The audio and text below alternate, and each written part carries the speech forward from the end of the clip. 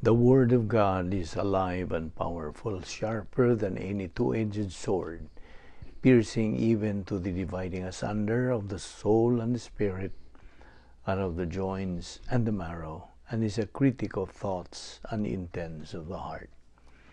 All Scripture is God-breathed and is profitable for doctrine, for reproof, for correction, for instruction in righteousness, that the man of God might be mature, thoroughly furnished unto all good works.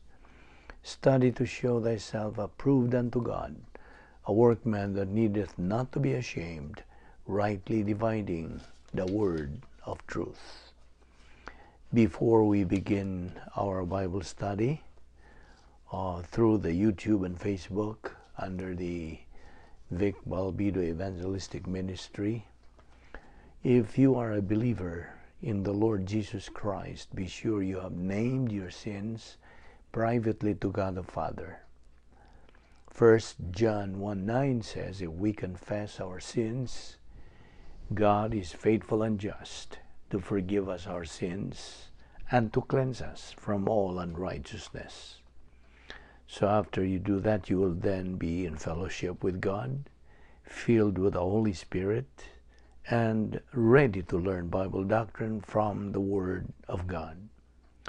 But if you have never personally believed in the Lord Jesus Christ as your Savior, the issue is not naming your sins.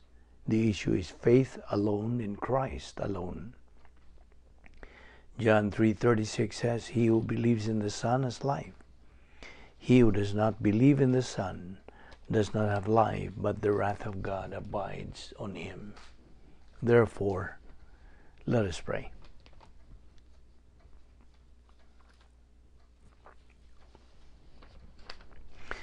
Most gracious Heavenly Father, we thank Thee for the privilege of being sustained logistically in this devil's world, and for the privilege and the opportunity of fulfilling the most exciting and unusual plan of all human history.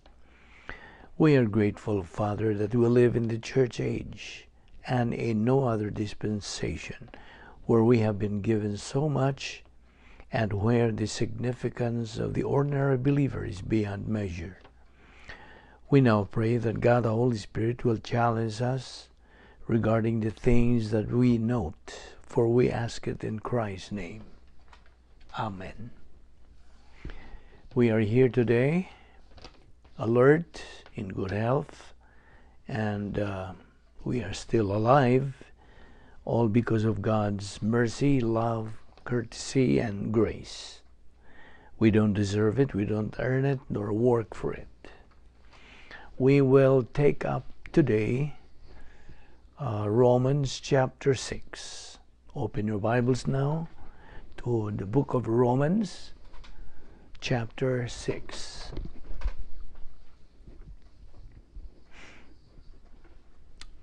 Are you okay now, or are you ready? All right. Romans chapter 6. Now, our passage today is extremely important. We will be dealing here with our objectives. But it's impossible to attain those objectives unless we understand the mechanics involved in relationship to the baptism of the Holy Spirit, current and retroactive positional truth.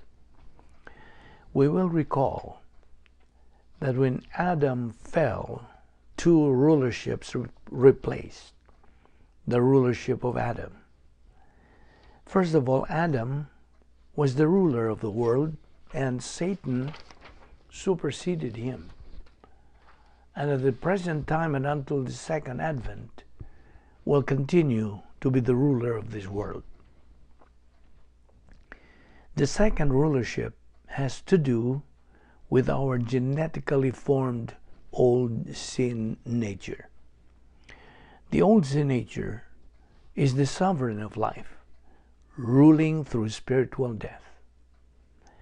I believe it is very necessary at this stage to review some doctrines, or to review some principles more than doctrines. Before we begin our exegesis of chapter 6, verse 1, let us recall some principles regarding the integrity of God. This is one of the most essential of all doctrines in understanding experiential Christianity. We define the integrity of God as that part of divine essence known as holiness. And holiness is composed of justice and righteousness. Justice being man's a kind of point of reference since the fall. The love of God had previously been the point of reference in the garden. And under the beautiful conditions of the garden, actually perfect environment, we have in the garden perfect persons plus perfect environment, equaling a perfect age. Perfect persons plus perfect environment, equaling a perfect age. And the love of God was the reference. There were two things that we have now in our history that did not exist prior to the fall. There was no grace involved, and there was no relationship with the integrity of God. The integrity of God was not involved, neither His righteousness nor His justice. Love was the point of reference. And love provided for perfect persons, perfect environment, and they had a perfect age. The only possibility of losing all of this was the one test of perfect environment, which was the tree of the knowledge of good and evil. Satan's policy as the ruler of this world and the old sin nature's function as the sovereign of human life. There was then the warning of justice found in Genesis 2:17 and the prohibition of the tree of the knowledge of good and evil. In righteousness, the divine love for holiness or integrity is revealed. And in justice, the divine hatred for sin and evil is also revealed. What righteousness demands, therefore, justice executes, and we have noted over and over again that righteousness always demands righteousness, justice demands justice, and this includes not only God's judgment of the human race in segments where it is required, but God's blessing of the human race where it is possible.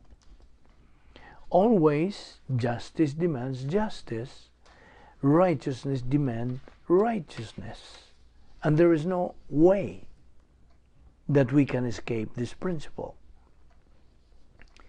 Grace is not a bypass in this principle, but grace uses this principle, and this is, of course, emphasized in the importance of the work of Christ on the cross. The integrity of God then superseded the love of God in judging our sins on the cross. And the imputation of divine righteousness of salvation is the basis for all of our blessings in time as well as in eternity. Remember once again that righteousness demands certain things of justice, and justice is the executor. And justice can only bless. All blessings come from the justice of God since the fall of man. Justice can only bless where perfect righteousness exists. Self-righteousness brings cursing from the justice of God, while the imputed righteousness of God is the source of blessing. And this takes us back to the fact that all blessing that we will ever have in time or in eternity comes from the justice of God. And as its recipient, the righteousness of God in time, and in eternity the resurrection body minus the old sin nature added to the righteousness of God. So that there is a grace pipeline. And on one end is the justice of God. On the other end is the righteousness of God. Righteousness and justice are the integrity of God. Righteousness is the principle of divine integrity, and justice is this function of divine integrity. And in this way, we have an encapsulation of the pipeline, grace pipeline. Righteousness and justice encapsulate the pipeline. Therefore, listen, there is no way for human good to intrude. There is no way for any system of works to intrude. I mean, any system. You see, there's some illegitimate system of works we call legalism. There is also illegitimate system of works which have been classified generally as and related to prayer and witnessing and doing things around the church and doing good things in the community and getting involved. And some of that is legalism, and some of that is legitimate, and some of it is authorized. But again, there is no system of works, even that which is commanded by the Word of God, ordered by the Word of God, which will ever advance you 1 inch in the Christian way of life. Listen, production is always a result. Production is not a means of spirituality. Production is not a means of anything. It is a result. And certainly, there is production, but production is a part of the ambassadorship. And an ambassador has already been stabilized in a situation. And when you are stabilized in certain stages of spiritual growth, there will be production. But you're just kidding yourself whenever you do anything and you think that there will be a star in your crown. And that includes many things that you do.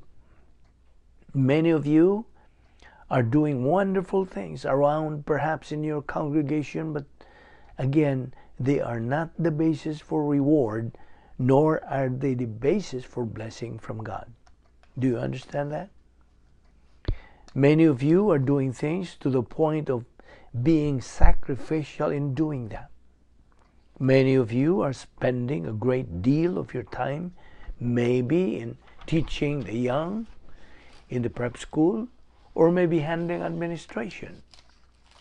Now, the baptism of the Holy Spirit that occurs at the moment of salvation is not an experience, not speaking in tongues, not having an emotional action of some sort or another.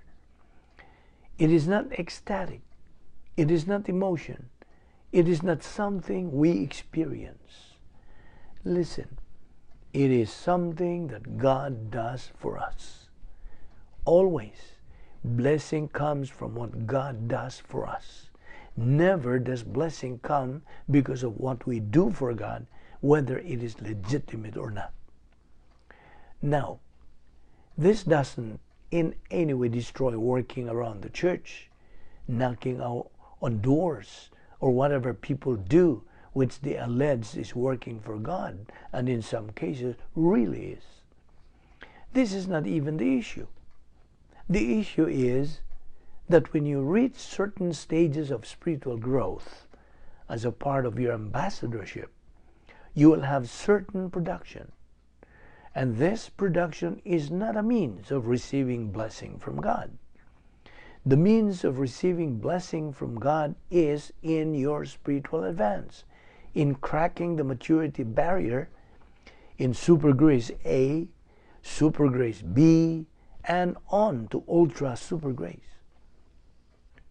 And your eternal reward is raw, as fantastic blessings in time are not going to come from the things that you do, but inevitably and always there is a simple principle. They're going to come from what God does for us, never what we do for God, but what God does for us. Listen, and listen very well. There is no such thing as bribing God or receiving from God on the basis of what you do. And do you know what? There is no way that you are ever going to receive one thing from God on the basis of what you do, legitimate, ordered, and commanded by the Word of God. You see, all the commands of the Word are based upon spiritual advance or spiritual growth. And spiritual growth is doctrine resident in the soul. And again, this does not preclude works. This merely clarifies the issue of works and also makes it a very obvious motivation, a normal motivation, rather than a stringed motivation in life. Remember the three adjustments that man has to the justice of God: salvation, rebound, and maturity adjustments to the justice of God. Now, the failure of certain ones in the human race does not abrogate the integrity of God. Past failures on the part of anyone are our own failures, does not abrogate the integrity of God. Secondly, God's integrity is not canceled because some people in the human race have rejected Jesus Christ as Savior. Thirdly, God's integrity is not canceled because believers fail to utilize logistical grace, or lack of integrity in mankind does not ever cancel the integrity of God. 5. Salvation adjustment to the justice of God results in imputed righteousness. Salvation maladjustment results in condemnation from the justice of God. Salvation maladjustment can be everything from walking an aisle, raising your hand, weeping tears of repentance at the altar, joining the church, giving money to the church. Any system of salvation by works, be baptized for salvation, any kind. You add anything to faith in Jesus Christ, you have salvation by works, and therefore, sorry to tell you, there is no salvation. This, again, is the principle of grace. For by grace are you saved through what? Through faith. That's it. Not by any psychological activity, not by some public demonstration. Sixth, the justice of God is the source of blessing and cursing. But the justice of God is never neutral, doing nothing. That's a very important principle. The justice of God is the source of blessing and cursing, but the justice of God is never neutral, doing nothing. 7. Therefore, whether justification or condemnation, the integrity of God is maintained. Always, the integrity of God is maintained. Glorification of God demands the maintenance of the integrity of God. Glorification of God from the time of the fall to the end of history is related to the integrity of God. 8th, the very function of the justice of God maintains the integrity of God. Add to this the fact that the righteousness of God is the guardian of the justice of God. But the justice of God is the guardian of the divine attributes. So, the very function of the justice of God maintains the integrity of God. 9. Since God is infinite, eternal, invisible, and incomprehensible, it is necessary for God to reveal Himself to mankind through Bible doctrine. So let's review this time and see if we have that many. Let's review it again so that we'll all be on the same basis, and then we will continue this principle. Number 1. The failure of certain ones in the human race does not abrogate the integrity of God. 2. God's integrity is not canceled because some reject Christ as Savior. 3. God's integrity is not canceled because believers fail to utilize logistical grace. 4. Lack of integrity in mankind does not cancel the integrity of God. 5. While salvation adjustment to the justice of God results in imputed righteousness, salvation adjustment results in condemnation from the justice of God.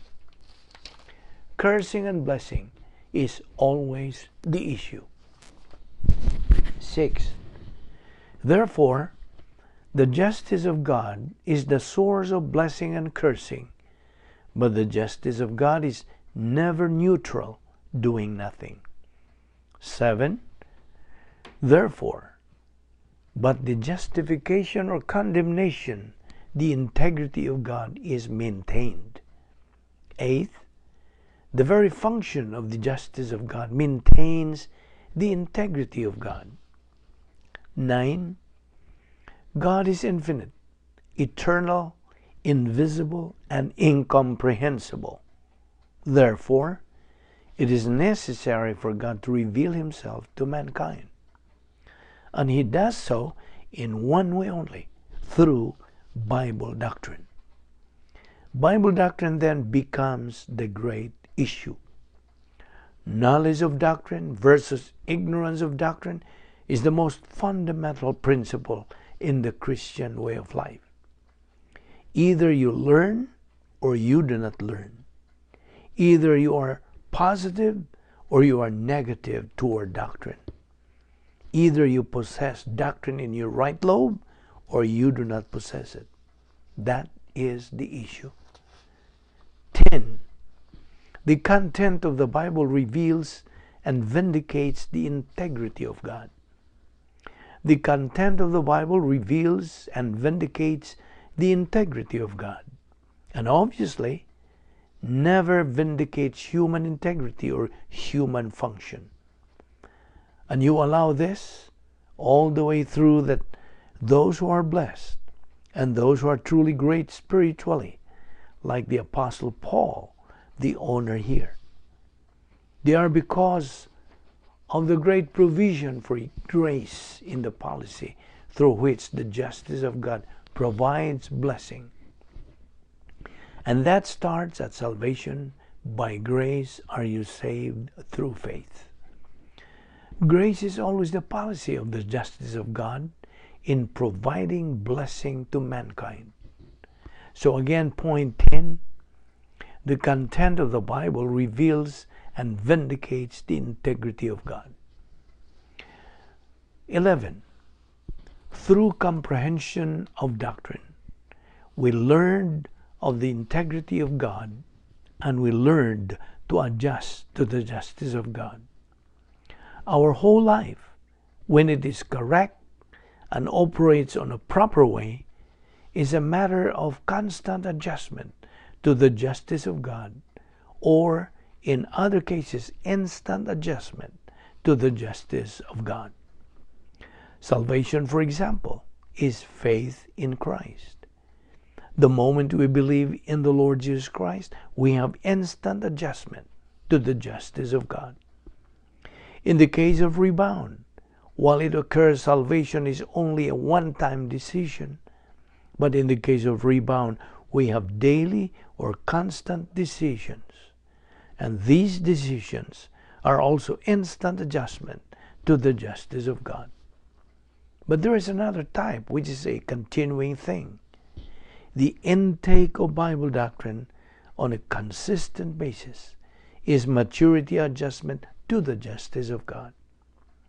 This takes time. This takes consistency. This means facing a lot of testing along the way in order to make sure that Bible doctrine always has the highest priority in your life. It's extremely important. The doctrine has number one priority. So point 12, maximum doctrine resident in the soul through the daily function of gap.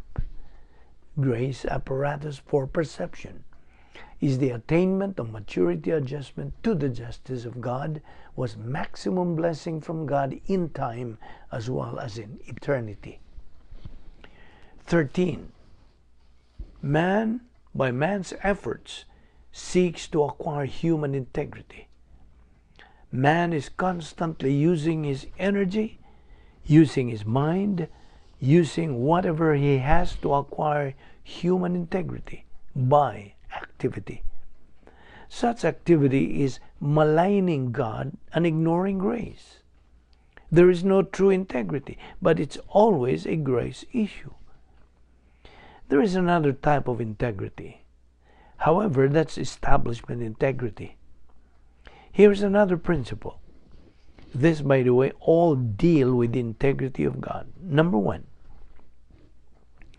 the integrity of God is infinite, absolute, and eternal, part of His perfect essence. Number 2, the integrity of God is not the absence of sin or evil, but the sum total of His perfection. We think of integrity as absence of evil, absence of sin. But God's integrity is the sum total of His perfection, the perfection of His attributes. 3.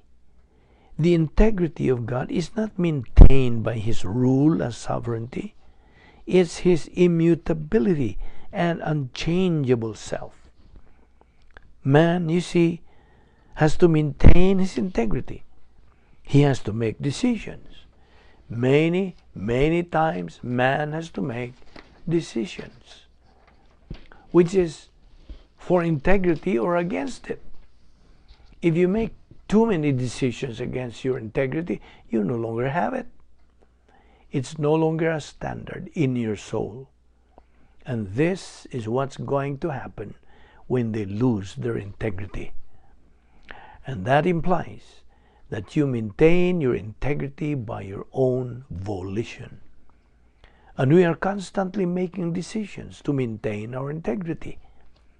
So you can actually say that a human being has integrity today, but not necessarily tomorrow. And a person who does not have integrity today by a series of decisions cannot come to have integrity. So we were accustomed to thinking of integrity in terms of decisions. Integrity in the human race is always maintained by decisions, right? You see, integrity is something you do not always have unless you always make the right decision. So, integrity is something that you maintain by decision in the human race. But not so with God. With God, it's entirely different. God does not use His sovereignty to maintain His integrity. God's integrity is absolute. It is immutable. It is unchangeable. He always had it. He always will. God does never have to make a decision as to whether He's going to be honest or dishonest, because He can't be anything but honest. God never has to make the decision as to whether He has to be righteous or unrighteous, because He can always be righteous. So God does not use His sovereignty to maintain His integrity.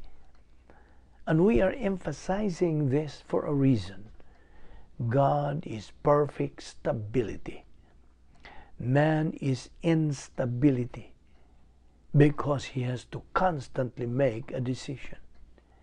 You may have integrity today, but not tomorrow. And it all depends on the decisions you make. Listen, if you are subject to bribery, if you are subject to influence peddling in any way, you say, no. That is integrity. The first time you say yes, you no longer have integrity. You see? So your integrity is maintained by your own volition. And it can't be lost. And it can't be recovered. Therefore, There's a certain instability in human integrity. Always it's a matter of volition, volition, volition. So point 3. Point 3 is extremely important because while we as creatures are unstable, God cannot and never be unstable.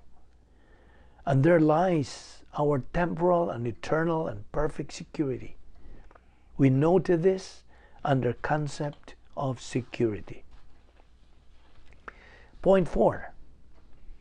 The integrity of God is not maintained by self-righteousness of man. You see, a lot of people think that if they sin or fail in a certain way, that God is in disgrace. Did you know that? There are a lot of Christians wandering around that say that they think about that. You dishonor the Lord. It's impossible to dishonor the Lord. The Lord is not subject to dishonor. And that is a misnomer that we hear a lot of times. So and so has dishonored the Lord. You're kidding yourself. It's a piece of arrogance on your part to think that something you can do can hinder God's plan or in somehow dishonor God. You can't stop God's plan. God's plan is going to go through you, around you, or over you, but you cannot stop it. Understand? And the idea that you failed doesn't mean that God failed. Point 5. It is blasphemous to assume that self-righteousness or unrighteousness promotes divine integrity. Neither self-righteousness nor unrighteousness promotes divine integrity. You see, we have to get away from this idea that has infiltrated Christianity that we're promoting God. Now, there are certain things we can promote.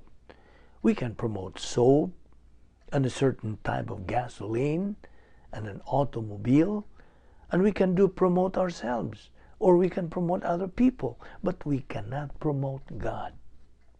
It's arrogance, and it's an ingrained arrogance that has become a part of Christianity falsely.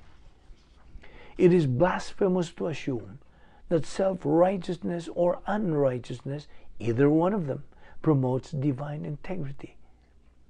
Divine integrity does not stand or fall on what we do or what we think or what we say. You see, this means this is going to be significant later on when we will discover that what we think and what we do and what we say, when it's dependent upon divine integrity, then it becomes meaningful. It doesn't promote God, but God promotes us. See, it's the way around. Listen, we cannot promote God. God can promote us. Sixth, divine righteousness totally rejects man's self-righteousness. 7. God in grace provided all that His integrity demands of the human race. Until you understand that one sentence, then you do not understand grace. 8. Consequently, there is nothing man can do to destroy or compromise the integrity of God. Repeat, there is nothing man can do to destroy or compromise the integrity of God. As a matter of fact, every time we get out of line, God disciplines us, and there's His integrity. We haven't destroyed His integrity. We have become recipients of it in a rather uncomfortable and painful way. The reversionistic believer gets warning discipline, then intensive discipline, and eventually gets descent unto death, dying discipline. God has not lost His integrity. God has used His integrity. And He uses His integrity either to bless or to curse. So the justice of God is the source of both blessing and cursing, you see. But God never loses His integrity. And there is nothing that man can do to destroy or compromise His integrity. Either you are blessed or you are receiving discipline. But you haven't compromised divine integrity. You have been the beneficiary of it, whichever it goes. Ninth, the essence of God includes His integrity. And this integrity stands eternally without any help from mankind. Listen, God just simply doesn't need our help. We need His. He doesn't need our help. Never has, and never will. So the essence of God includes His integrity. And His essence stands without any help from mankind. 10. God doesn't need our help. We need His help. God does not need our righteousness. We need His righteousness. This is an amplification, as you can see. God does not need our help. We need His help. God does not need our righteousness. We need His righteousness. 11.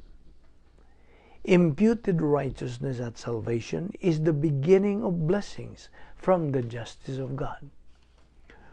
Once we have His righteousness, we have a basis for receiving blessing from God. 12. Imputed righteousness is where God begins to share His integrity with mankind. 13th, God found a way to bless mankind without compromising His essence, and that is a great one. God can actually bless sinful man without compromising His essence. We know why, of course.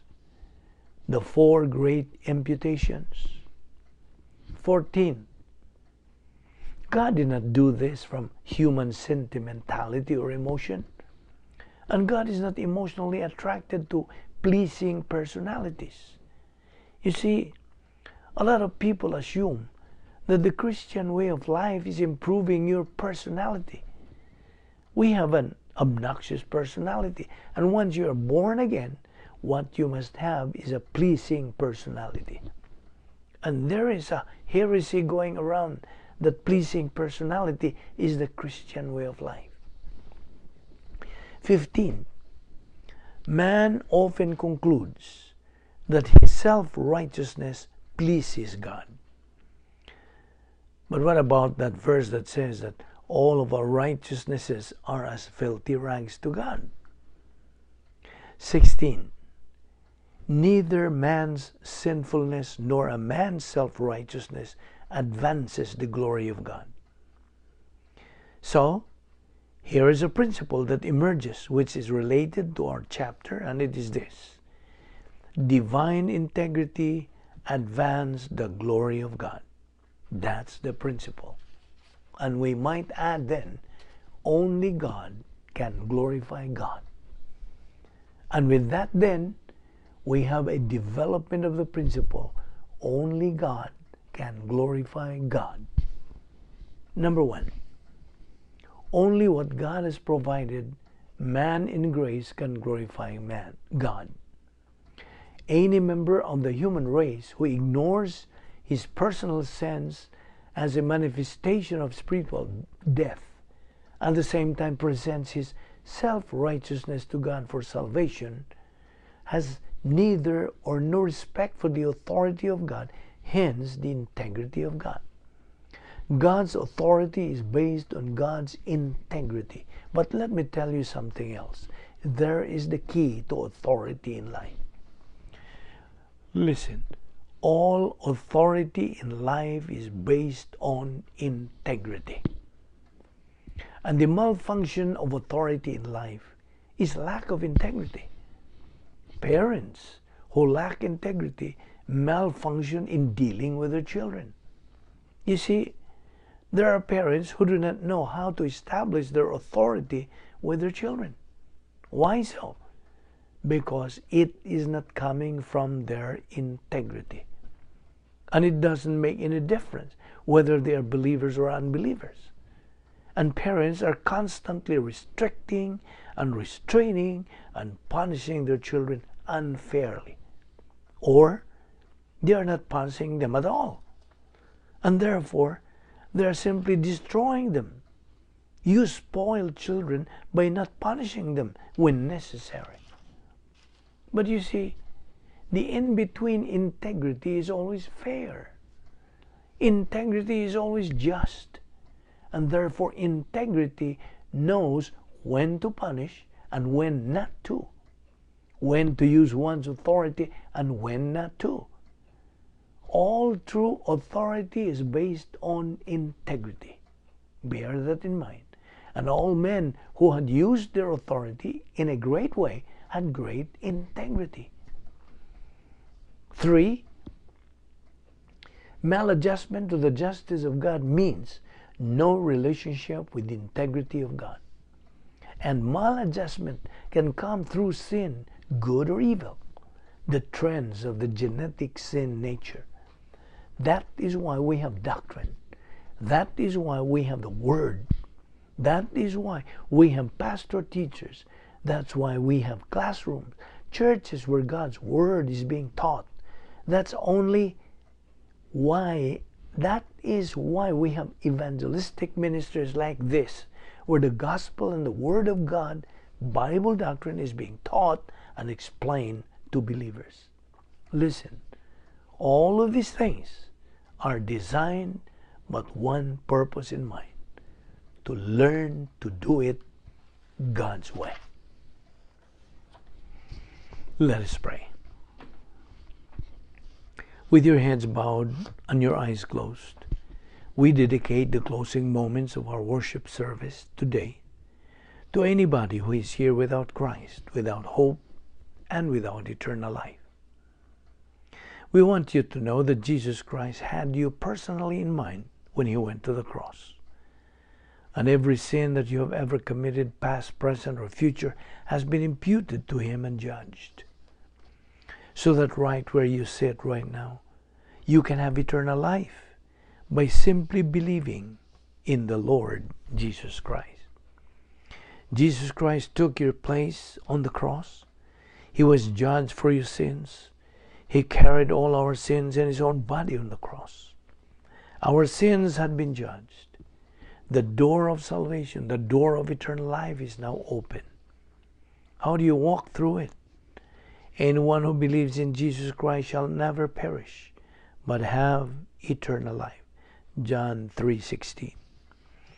Right where you sit right now, you have the opportunity, you have the freedom, and you have the privacy to believe in Jesus Christ. Why?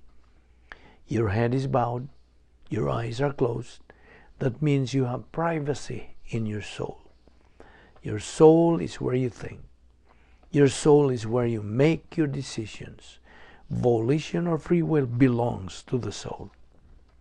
And right now, in the privacy of your own soul, forming the sentences in thought only, inaudibly, you can tell God the Father that you are believing in Jesus Christ. That is the moment of eternal life for you. Your option, your opportunity.